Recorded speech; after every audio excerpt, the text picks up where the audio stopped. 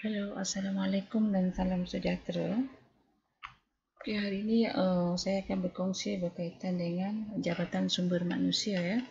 Di mana seperti kita ketahui bahawa Jabatan Sumber Manusia diwujudkan di organisasi atau syarikat-syarikat adalah keperluannya untuk menyediakan keperluan tenaga kerja yang mencukupi untuk syarikat tersebut. Dan juga dengan secara sistematik dan bijaknya Jabatan Sumber Manusia mestilah menyediakan ataupun membahagikan kaki tangan syarikat mengikut keupayaan kaki tangan tersebut mengikut jabatan-jabatan yang telah ditentukan. Kerana di dalam sebuah syarikat mestilah kita mempunyai beberapa jabatan dengan kebolehan kaki tangan itu tersendiri. Contohnya, secara asasnya di dalam sebuah syarikat kita memiliki jabatan sumber manusia yang menguruskan kaki tangan. Ada juga jabatan finance, mungkin purchasing ataupun procurement. Ada juga jabatan production dan juga ada juga jabatan corporate affairs ya untuk mengendalikan urusan media dengan pihak publik ya. Okey, oleh yang demikian, apabila kita sebagai Jabatan Sumber Manusia mengambil kaki tangan tertentu, kaki tangan tersebut akan diletakkan di bawah jabatan-jabatan yang kita telah sediakan. Contoh terdekat, kita mengambil seorang accountant. Sudah tentu kita akan meletakkannya di bawah jabatan finance, di mana dengan keupayaan kaki tangan tersebut akan mengendalikan keuangan syarikat. Jadi apabila kaki tangan yang kita ambil mengikut keupayaan mereka berada di jabatan-jabatan yang telah dibahagi-bahagikan, sudah pasti kita sebagai ketua Jabatan Sumber Manusia tidak boleh mencapai mereka ya ataupun tidak boleh berkomunikasi dengan mereka setiap hari. Oleh yang demikian perlunya kita mewujudkan dua item utama di dalam operasi harian Jabatan Sumber Manusia. Satu, kita mestilah menyediakan satu SOP ya, dipanggil Human Resources Manual. Di mana manual inilah yang kita akan berikan kepada semua ketua-ketua jabatan untuk menyampaikan apakah caranya ataupun bagaimanakah syarikat kita itu menguruskan mereka dari segi cara bekerja, peraturan-peraturan yang mereka perlu patuhi dan juga apakah career path yang mereka akan dapatkan dengan syarikat kita daripada mula mereka bekerja sehinggalah bertahun-tahun lamanya mereka bekerja dengan kita. Jadi dengan mereka mengetahui career path ataupun jalur kerjaya mereka, maka mereka pasti akan setia dengan syarikat kita. Jadi perkara-perkara inilah yang perlu disampaikan kepada mereka jika mereka mempunyai persoalan setiap hari. Dan ketua-ketua jabatan mestilah menyampaikan satu polisi dan prosedur syarikat yang jelas dan konsisten ya kepada mereka. Jadi berdasarkan apa yang mereka boleh menyampaikan peraturan-peraturan ataupun faedah-faedah yang secara konsisten kepada kaki tangan ataupun subordinate di bawah jagaan mereka. So dengan sebab itu kita memerlukan satu Human Resource Manual yang Human Resource Manual ini akan diberikan kepada semua ketua-ketua jabatan untuk disampaikan kepada kaki tangan mereka. Okey, kita ada dua item ya. Satu Human Resource Manual di mana ini kita akan berikan kepada ketua-ketua jabatan. Manual yang saya sediakan ini adalah dalam bahasa Inggeris ya kerana ketua-ketua jabatan mudah untuk menyampaikan kepada kaki tangan kerana peraturan-peraturan itu kita define dengan jelas ya di dalam bahasa Inggeris. Okey. Apakah dia Human Resource Manual? Di sini dah ada define ya bahawa digunakan untuk membantu managers dengan satu approach yang sistematik berkaitan bagaimana mengendalikan sumber manusia. Dan kedua, kita ada item yang kedua iaitu Employee Handbook. Apakah bezanya Human Resource Manual dan juga Employee Handbook? Human Resource Manual ini adalah satu manual bagaimana Jabatan Sumber Manusia Syarikat mengendalikan kaki tangan syarikat, di mana Employee Handbook ini adalah berkaitan dengan bagaimana pekerja tersebut sepatutnya bertindak ataupun sepatutnya berada di dalam tata tertib syarikat semasa bekerja dengan syarikat. Contohnya di dalam Employee Handbook akan diberitahu bagaimana contohnya satu, working hours, bagaimanakah pakaian mereka yang sepatutnya mereka berpakaian setiap hari. Ketiga, bagaimanakah caranya mereka bekerja ketika ada sesi kerja lebih masa. Dan juga di dalam Employee Handbook diberitahu berkaitan dengan faedah-faedah ataupun pampasan yang kaki tangan akan perolehi dari segi mungkin gaji pokok, allowances yang mereka boleh perolehi, bagaimanakah mendapatkan job grading, job promotion, bagaimanakah mereka boleh mendapatkan bonus secara maksimal dan sebagainya. Okey, terus saja saya pergi kepada Human Resource Manual ya.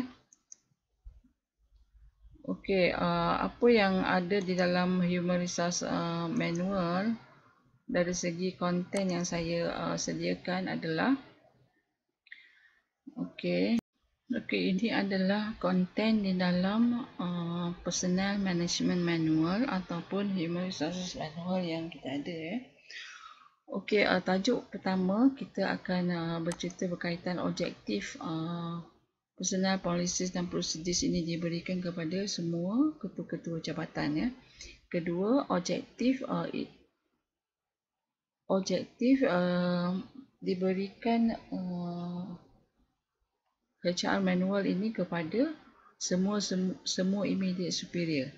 Dan di dalam bahagian kedua kita akan bercerita berkaitan dengan effective management berkaitan dengan employee relation. Okey, tajuk pertama berkaitan dengan responsibility for human resources. Di sini kita akan beritahu bahawa ketua-ketua jabatan ataupun immediate superior mestilah bertanggungjawab kepada kaki tangan di bawah jagaan mereka. Okay, item number 2 is company's posture on dealing with the in-house union. Ini sekiranya syarikat anda mempunyai in-house union, diberitahu juga bagaimanakah tanggungjawab syarikat ya apabila berurusan dengan in-house union. Kemudian item 3 berkaitan dengan responsibility for the cost. Kenapa di-highlightkan berkaitan dengan responsibility for the cost ini adalah semua ketua-ketua jabatan mestilah mengambil tahu ataupun memberitahu kepada staf-staf mereka berkaitan dengan tanggungjawab kos. Ini berkaitan dengan contohnya satu, sekiranya mereka menggunakan A4 paper, mereka kenalah melakukan penjimatan, tidak membuang A4 paper dengan mudahnya ketika melakukan kerja kan, jika melakukan kesilapan. Okey, tanggungjawab untuk menjimatkan kos juga adalah berkaitan dengan stationeries yang digunakan, bagaimana kaki tangan mengendalikan kerja-kerja mereka pada setiap hari. Mungkin ada pekerja-pekerja yang menggunakan komputer tidak berkaitan dengan hal-hal kerja, jadi ketua-ketua jabatan mestilah memberi teguran ya kepada staf mereka. Bagi kaki tangan production juga mungkin kita boleh memberitahu bahawa mereka kena bekerja dengan tepat ya ataupun dengan fokus untuk menyerahkan banyak item-item yang reject ya. Okey, di bahagian ketiga kita akan bercerita berkaitan dengan employment. Employment ini kita akan beritahu bagaimana syarikat menyediakan polisi-polisi dalam pengambilan pekerja. Kedua, berkaitan dengan sumber-sumber rekrutmen yang pihak syarikat akan ambil, ya. Antaranya mungkin daripada kalangan staff sendiri jika ada promotion. Kedua, mungkin dari kalangan saudara mara kaki tangan. Ketiganya mungkin daripada iklan-iklan di surat khabar dan sebagainya. Okay, item number 3 ialah berkaitan dengan hiring of relative. Ini terma-terma yang diberitahu sekiranya pihak syarikat mengambil saudara mara, ya, saudara mara staff. Dan seterusnya diterangkan berkaitan dengan type of employee, sama ada permanent ataupun temporary dan sebagainya. Okey, item-item lain ni adalah berkaitan dengan pre-employment. Anda boleh melihat sendiri, ya, bagaimana caranya manpower requisition diadakan, bagaimana prosedur kita pihak HR mengendalikan application form, bagaimana kita menguruskan application form dari segi shortlisting dan sebagainya. Di dalam HR manual juga diterangkan bagaimana interview proses dijalankan, bagaimana interview flow yang sepatutnya diadakan supaya kita mendapat satu kaki tangan yang tepat, ya, untuk menjalankan kerja-kerja yang kita kendaki. Dilampirkan juga interview score sheet semasa sesi temuduga supaya anda semua mudah untuk menilai staf yang datang dari segi kriteria yang telah kita tentukan. Setelah kaki tangan berjaya, kita pun mengeluarkan offer letter, dan saya juga ada menyediakan contoh offer letter untuk diberikan kepada staf yang ataupun calon temuduga yang berjaya dilantik di dalam jawatan yang telah kita ingin ambil. 12 ini berkaitan employment. Berkaitan employment ini adalah berkaitan dengan terma-terma yang pihak syarikat akan berikan ataupun faedah-faedah yang akan diberikan kepada kaki tangan. Okey, sebelum calon-calon yang telah berjaya masuk ke syarikat, mereka perlu untuk melakukan medical check-up. Di sini juga saya ada melampirkan borang pemeriksaan perubatan untuk lantikan jawatan, ya. Jadi anda semua tidak perlu susah hati, ya, untuk mencari borang-borang yang bersesuaian, ya, untuk dibawa kepada klinik-klinik panel. Okay, item number 14 is on orientation of new employees. Di sini kita akan memberitahu bagaimanakah proses orientation yang sepatutnya dijalankan untuk new employees. Kemudian item number should be 15, ya, adalah berkaitan employee orientation checklist. Di dalam orientation day, pada hari orientation day, kita juga ada menyediakan satu checklist, ya, supaya anda semua tidak terlupa item-item yang kita perlukan, kerana setelah kaki tangan dihantar kepada jabatan-jabatan yang tertentu, agak sukar untuk kita mendapatkan masa mereka semula, ya, untuk mengisi borang dan sebagainya. Antara checklist yang saya telah sediakan adalah seperti mengisi borang EPF, SOCSO, memberi detail berkaitan dengan account number, dan juga bukti-bukti salinan, ya, seperti IC ataupun gambar dan sebagainya. Okay, di sini saya juga telah sediakan Human Resource Management Standard Forms, ya. Pertamanya employee personal particulars, permohonan buku rawatan klinik, surat akuan pembayaran gaji, surat pengesahan lapor diri, surat perjanjian menerima syarat-syarat menduduki asrama, ya, jika anda ada kaki tangan ataupun menyediakan asrama untuk kaki tangan anda. Saya juga ada menyediakan borang permohonan perkhidmatan pengangkutan syarikat, ya, jika syarikat anda ada menyediakan perkhidmatan percuma untuk staff. Okay, yang terakhir ini saya rasa satu borang yang sangat penting, iaitu kerahsiaan syarikat. di mana pihak kaki tangan mestilah menandatangani satu borang kerahsiaan syarikat ya, di mana mereka haruslah berjanji bahawa tidak membocorkan rahsia-rahsia syarikat kepada umum ya, untuk diketahui pihak umum. Okey, contohnya yang paling rahsia adalah dari segi jenis-jenis production, bagaimana production untuk sesuatu barangan atau khidmat disediakan, bagaimana pihak syarikat mengendalikan kaki tangan dan apakah benefit-benefit yang mereka dapati ya, itu juga merupakan rahsia syarikat. Okey, di dalam di bahagian change in employee status ini kita memberitahu berkaitan dengan service determination. Service determination ini berkaitan dengan sama ada mereka bekerja sebagai permanent staff ataupun temporary ataupun trainees ataupun kontrak ya. Okay, diberitahu juga tempoh-tempoh probation period untuk kaki tangan eksekutif dan non-eksekutif. Okey, untuk confirmation ataupun pemeriksaan jawatan pekerja juga saya ada menyediakan confirmation flow dan juga confirmation evaluation form. Mungkin antara satu syarikat dengan syarikat yang lain agak berbeza.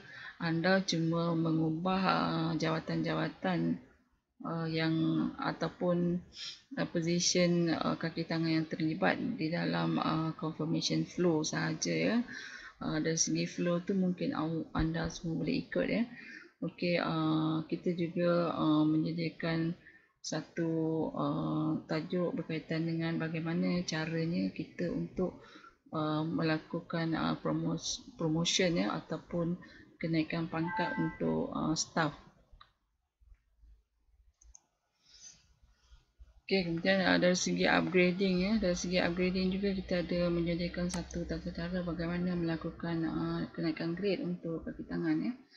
Bagaimana caranya kita melakukan transfer untuk kaki tangan dan juga bagaimana caranya untuk kita memberi acting kepada staff, di mana acting ni merupakan di mana pekerja tersebut memangku jawatan kaki tangan yang lebih tinggi daripada mereka ya, atas sebab-sebab kecemasan.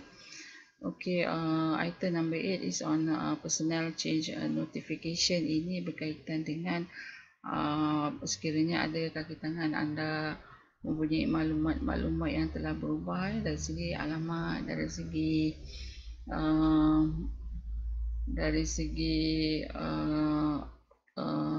stesen bekerja. Jadi mereka perlu mengisi borang dan memberitahu kepada Jabatan Sumber Manusia berkaitan dengan perubahan-perubahan detail kepada kaki tangan tersebut.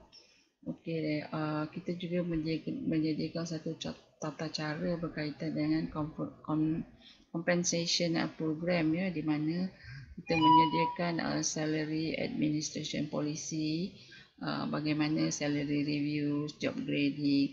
Ini adalah berkaitan dengan pampasan dan faedah-faedah yang mereka perolehi. Okey, saya rasa yang menarik adalah ramai orang yang bertanya kepada saya berkaitan dengan performance appraisal. Ini salah satu item yang sangat penting ya dalam syarikat. Jadi saya ada menyediakan satu documentation flow untuk eksekutif dan non-eksekutif. Bagaimana appraisal dilakukan kepada mereka pada setiap tahun. Saya juga ada menyediakan performance appraisal form dan juga bagaimana proses dijalankan. Okey, seterusnya dari item yang terakhir ya, benefits, di mana benefits inilah diceritakan berkaitan polisi dan faedah-faedah untuk non-eksekutif dan eksekutif. Dan daripada sini nanti kita akan pecahkan secara khusus ya employee handbook untuk non-eksekutif dan juga scheme of service untuk eksekutif. Okay, ini adalah keseluruhan konten yang akan anda perolehi di dalam HR manual ataupun HR SOP ataupun personnel management manual. 3 nama tapi satu perkara yang sama ya. Okey, seterusnya saya akan membawa anda untuk melihat isi kandungan HR manual yang sebenarnya. Okey, ini adalah isi dalam ya, Personnel Policies and Procedures. Okey, anda boleh melihat dengan jelas apakah yang ada di dalam HR manual yang telah saya sediakan. Jadi untuk maklumat anda, sebenarnya manual ini saya bangunkan ketika saya bekerja atau dengan salah sebuah anak syarikat Proton. Pada ketika itu ya, saya dilantik bersama dengan 5 orang kaki tangan utama daripada Proton untuk membangunkan satu syarikat baru. Jadi kami bermula dengan pecah tanah sehinggalah kami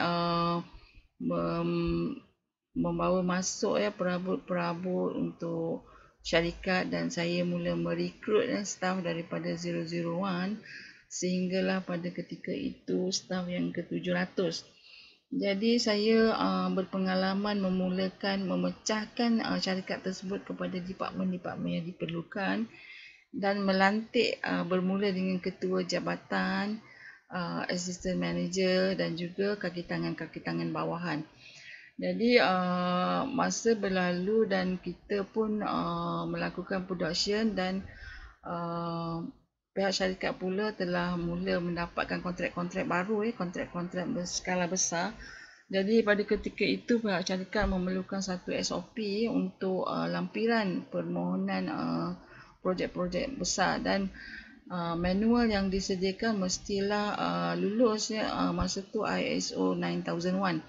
Jadi manual inilah yang saya submit kepada pihak ISO 9001 untuk certification, dan manual ini lulus ya untuk dilampirkan pada projek-projek skala besar, dan pihak-pihak syarikat besar juga menerima manual ini dengan sangat baik, dan kami berjaya mendapat banyak projek-projek besar ya. Pada ketika itu juga pihak production, finance, pihak purchasing ataupun procurement juga menyediakan manual-manual mereka ya, dan semuanya mendapat certification daripada ISO.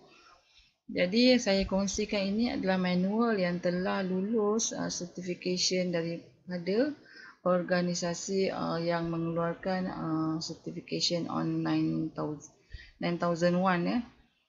Okey, tadi saya dah tunjuk kepada anda keseluruhan konten di dalam HR manual ini. Okey, di sini anda boleh baca ya apa yang saya paparkan, konten-konten yang sebenar di dalam HR manual ya. Sebab kalau saya akan bagi briefing lagi, maka ianya akan menjadi terlalu panjang ya. Okey, anda boleh lihat.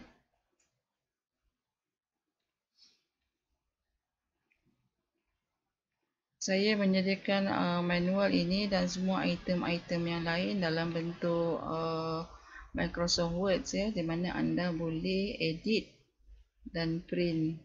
Dan pada ketika anda ingin mendapatkan manual ini, anda cuma perlu membuat pembayaran dan saya akan menghantar kepada mereka dengan kadar segera email ya.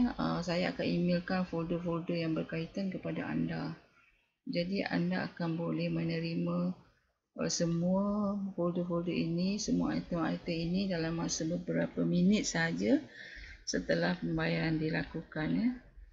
Okey, dekat sini contohnya kita beritahu managers apa yang managers perlu buat untuk mengurus kaki tangan mereka. Contohnya mereka kena tahu nama, position, apa kekuatan ataupun apa strength dan weakness kaki tangan yang telah diambil.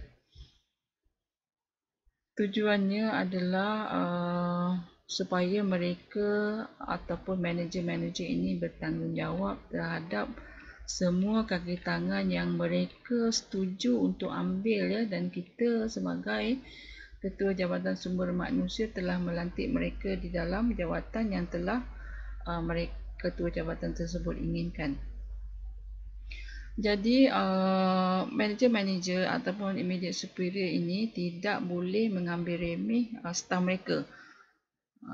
Jadi kita tak mahu nanti contohnya setelah beberapa tahun manager akan komplain, staff yang kita baru ambil ni tak perform, staff yang kita ambil ni susah nak bawa bincang, staff yang kita ambil ni contohnya tak mendengar kata. Jadi kita sebagai Ketua Sumber Manusia yang mengambil kaki tangan bekerja, kalau boleh kita tak mahu kaki tangan kita ambil tu bekerja untuk setakat setahun, 2 tahun dan mereka akan berhenti. Sebolehnya kita cuba retain staff kita tu sehingga sampai bila-bila, kerana setelah kita memberi mereka latihan, memberi mereka kursus-kursus yang tertentu, rugi kepada pihak syarikat ya, melepaskan staf yang kita train tu kepada syarikat lain.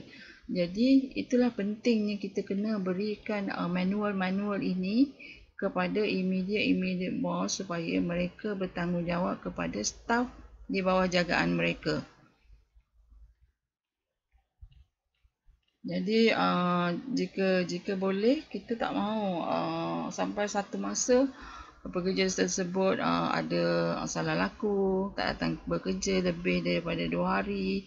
Bila tak datang bekerja lebih daripada 2 hari, jadi banyak proses nak dilakukan. Kita kena keluarkan surat tunjuk sebab, kita juga kena conduct satu pertemuan dengan staf yang tidak ataupun yang suka-suka cuti ya, melebihi daripada 2 hari, kerana walaupun ada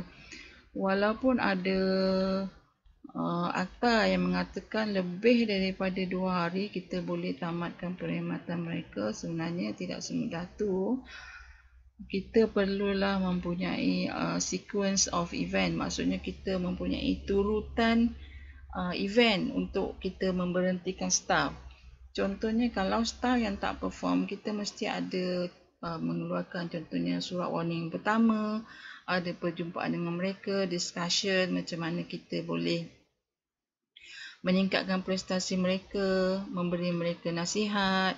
Semua data-data tersebut mestilah didokumenkan dan kita mesti simpan ya untuk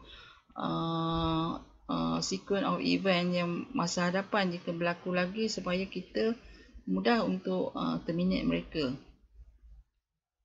Terutamanya jika kita ingin menamatkan perkhidmatan kaki tangan eksekutif dan ke atas ya, tidak semudah itu, kerana jika mereka membawa isu-isu ke industrial court, kita pun terlibat sama, nak pergi turun ke industrial court, nak attend meeting, beberapa siri meeting. Jadi sebelum perkara tersebut berlaku, eloklah kita sebagai Ketua Jabatan Sumber Manusia ataupun sesiapa sahaja eksekutif di dalam sumber manusia melakukan tindakan kalau dari segi perubatannya adalah prevent better than cure. Jadi kita menyediakan satu tata cara ataupun manual untuk di-enforce ya kepada semua yang maksudnya di-enforce oleh semua ketua-ketua jabatan dalam mengendalikan staf mereka, supaya perkara-perkara salah laku dan sebagainya tidak berlaku. Okey, dekat sini berkaitan dengan training, bagaimana training kita boleh berikan kepada staff-staff setelah di review ya oleh immediate superior, training yang bagaimana sesuai dengan ketidakbolehan ataupun skill deficiency staff-staff mereka ya. Okay, employment policy adalah berkaitan dengan compensation dan employee benefit. bagaimana cara kita nak berkomunikasi berkaitan dengan polisi-polisi kita. Contohnya kita mestilah place di maklumat-maklumat di notice board, kita mesti selalukan melalui employee handbook, personal policies manual yang diberi kepada semua bos ya, melalui management meeting dan juga department meetings. Okay, ini saya ceritakan tadi berkaitan dengan recruitment sources ya, dalam syarikat, melalui employer sedia ada, iklan ataupun melalui private ataupun public agencies ya, employment agency. Tapi ini mungkin dulu ya, sekarang ni kita dah boleh buat iklan melalui internet saja ya. Okay, kita juga mungkin boleh dapat employees daripada former employees kita. Okey, ini terma-terma berkaitan dengan mengambil kaki tangan dari kalangan saudara mara staff ya. Okey, seterusnya adalah berkaitan jenis-jenis employee.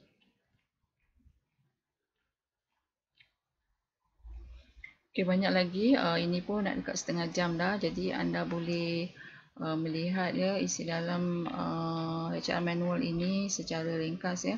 Okay, inilah adalah borang yang saya katakan manpower requisition. Manpower requisition ni sebenarnya digunakan sangat penting. Maksud saya borang ni adalah punca segala-galanya di dalam kita mengambil kaki tangan. Contohnya, okay, borang ini mestilah dikeluarkan oleh HR department dan diberi kepada manager-manager yang memerlukan staff baru ataupun gantian. Jadi mereka kena mengisi borang ini dengan detail ya, terutamanya berkaitan dengan qualification diperlukan, experience apa dan yang pasti mereka mestilah mempunyai bajet. Dari segi bajet ini kita dah define di dalam setiap annual management meeting, di dalam capital expenditure semasa kita buat annual management budget ya. Jadi dia orang kena define sama ada mereka ada bajet atau tak lagi untuk memohon kaki tangan mereka, dan mereka kena define reason yang bagaimana untuk mereka menambah staff. Yang paling penting juga adalah job description supaya kita mudah untuk matchkan dengan qualification dan experience semasa kita melakukan shortlisting ya di resume yang kita terima. Ini borang ni kelihatannya nampak pendek ataupun ruangan ni kecil. Jadi dinasihatkan mereka melakukan attachment di belakangnya untuk menerangkan qualification, experience dan job description. Job description ni memang sangat penting kerana kita tak mahu mengambil staff yang tidak sesuai dengan job description yang diberitahu oleh hiring department, maksudnya department yang memerlukan pekerja tersebut. So ini adalah berkaitan dengan manpower requisition form ya. Okey, seterusnya dekat sini diceritakan juga pre-employment procedures dari segi medical check-up semuanya. Kemudian borang-borang juga saya ada attachment sekali ya di dalam manual ini. Maksudnya jika anda memiliki manual ini memang dah lengkap sangat. Dulu masa saya mula-mula membangunkan Jabatan Sumber Manusia memang pening lalat lah sebenarnya. Dari segi prosedur tu ada memang kita boleh dapatkannya di mana-mana, tetapi berbeza dengan manual yang saya bangunkan ini, saya dah masukkan borang-borang yang diperlukan di dalam satu manual. Jadi anda tinggal print dan adjust saja. Semuanya dah saya, maksudnya saya dah praktiskan selama lebih kurang 8 tahun lebih ya di syarikat lama saya dahulu, dan memang tak ada bawa masalah lah. So kalau dari segi conducting orang cakap domestic inquiry tu memang saya kurang berpengalaman, sebab memang jarang kita buat domestic inquiry, sebab semua maklumat-maklumat atau tata cara bekerja di syarikat kita dah beritahu awal-awal. Kalaulah dulu kita pernah buat ya, kita akan panggil setiap pekerja dalam grup ya, dan saya sendiri akan brief mereka apakah tata cara syarikat. Ini kadang-kadang kita pun tak boleh nak meletak kepercayaan kepada manager-manager untuk menyampaikan tata cara syarikat menguruskan mereka. Jadi pada ketika itu saya mengambil inisiatif membawa mereka in group. Contohnya production, bahagian production 1, saya bawa mereka ke satu dewan meeting dan saya akan bagi briefing kepada mereka. Contohnya masa bekerja, bagaimana calculation overtime, dari segi pakaian mereka, rambut mereka, waktu merehat mereka bagaimana, tata cara mereka berehat, tata cara bagaimana mereka bersolat, kebersihan pakaian, bagaimana tata cara mereka berada di asrama dan sebagainya. Ini merupakan borang permohonan. Ini adalah borang permohonan jawatan kosong. Maksudnya pada ketika mereka datang ke syarikat untuk memohon untuk hadir temuduga, mereka isi borang ini supaya pada ketika sesi temuduga kita boleh membaca secara ringkas data mereka. Ini untuk borang permohonan jawatan kosong untuk pekerja am. Untuk operator pekerja am ni, borangnya hanyalah scoping saja ya, kerana mereka yang datang mostly dari kalangan yang berlatar belakangkan pendidikan tingkatan 5 ataupun tingkatan 3. Okey, ini adalah cara bagaimana kita mengendalikan borang-borang resume. Okey, saya melihat video ini dah hampir setengah jam.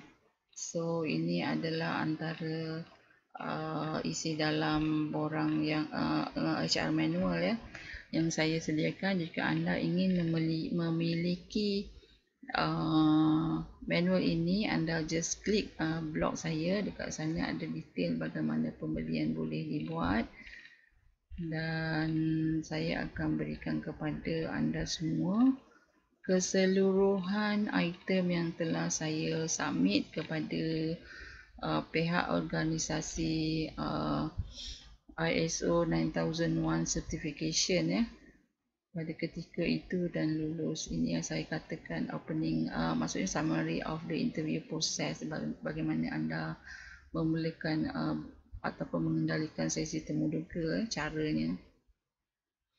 Building rapport, convey welcoming words, kemudian bagaimana pentingnya first impression, kemudian kenalah berbincang berkaitan topik yang familiar dengan calon-calon, dan anda beritahu juga kenapa anda banyak menulis ya. Dan dari segi sitting juga kenalah formal, bagaimana caranya anda ingin melakukan interview session dari segi sitting ya. Mungkin kalau saya dulu mudah aja, saya akan letakkan diri saya mungkin di sebelah kiri, kemudian di tengah adalah department manager yang ingin mengambil staff tersebut. Kemudian di sebelah department manager tersebut saya akan letakkan immediate superior ataupun supervisor yang hands on dengan staff yang kita akan ambil. So dari segi opening the interview session tu saya akan mulakan dan seterusnya banyak diambil oleh hiring department manager dan juga immediate superior bagi jawatan kosong tersebut ya. Okey, ini adalah caranya bagaimana kita nak encourage interviewee ataupun calon-calon interviewer bercakap ya. Jadi kita sebagai interviewer ni jangan terlebih cakap, sebab kalau kita terlebih cakap, kita tidak boleh mencongkil apakah yang ada pada diri calon tersebut. Kita takkan boleh dapat tahu latar belakang akademik apa yang dia lagi hebat, pengalaman apa yang dia hebat, apa yang dia boleh buat dan sebagainya. So dekat sini pun diberitahu bahawa kalau boleh jangan kita banyak tak setuju dengan applicant tersebut. Jangan banyak tak setuju. Contohnya okay, I don't agree with your opinion. I believe this is the best way you should do. Contohnya macam tu. Kemudian compliments anda tu mestilah ikhlas ya. Tak boleh dalam nada-nada menyindir. Okey, yang terakhir ni kena at one time anda mesti ada target-target question ya. Bagaimana anda boleh mendapat tahu dengan tepat calon tersebutlah yang tersesuai untuk jawatan untuk mengisi kekosongan jawatan yang anda inginkan. Okey, seterusnya inilah yang saya katakan interview score sheet ya. Saya telah sediakan di mana ini sekeping borang saja. Jadi ada dua keping ya, ada dua keping di mana dekat sini kita pun dah define ya. Okey, berdasarkan qualification 20 points, berdasarkan experience 20 points.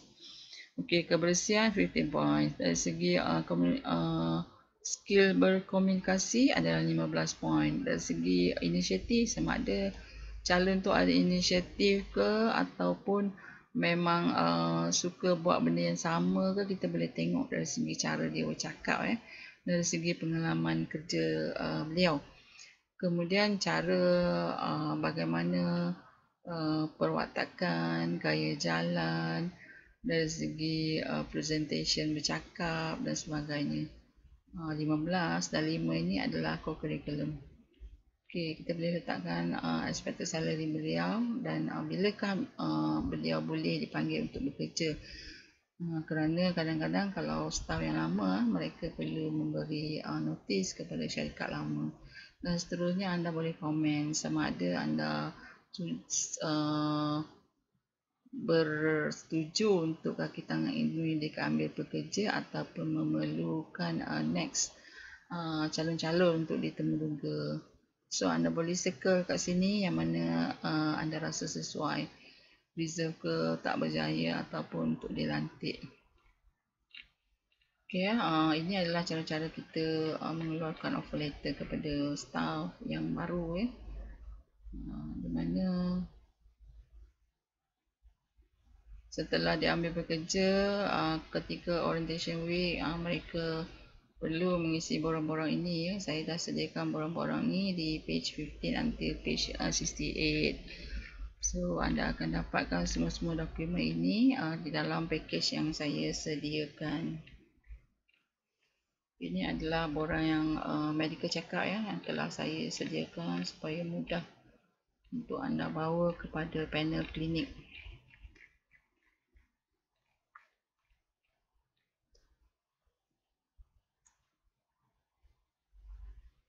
Sebenarnya banyak isi dalamnya, kandungannya dari segi pages adalah 196 pages kalau tak silap saya.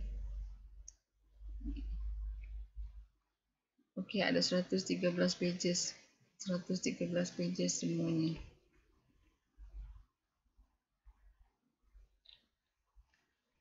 So, sekian sahaja dahulu maklumat-maklumat yang saya berikan berkaitan dengan HR manual dan sebahagian konten yang saya telah paparkan di sini. Dan sekiranya anda berminat, anda boleh mendapatkannya melalui link yang saya sediakan di bahagian description box. Ya, dan saya akan berikan ataupun hantar folder keseluruhannya kepada anda dalam tempoh 15 minit setelah saya menerima pembayaran dan 15 minit setelah saya membaca mesej anda semua. Okey, anda boleh PM saya pada bila-bila masa untuk mendapatkan maklumat. Dan saya tak galakkan nak call sebab kadang-kadang saya berada dengan rakan-rakan sekerja, jadi saya tak boleh nak angkat call anda semua. So, jadi saya galakkan anda PM dan saya akan call anda semula. Okey, di sini buat yang terakhir ni performance appraisal dari segi proses bagaimana kita mengendalikannya ya. Okey, ini adalah the most important part yang saya rasa anda semua perlu borang appraisal untuk staff, bagaimana caranya untuk mengendalikan staff.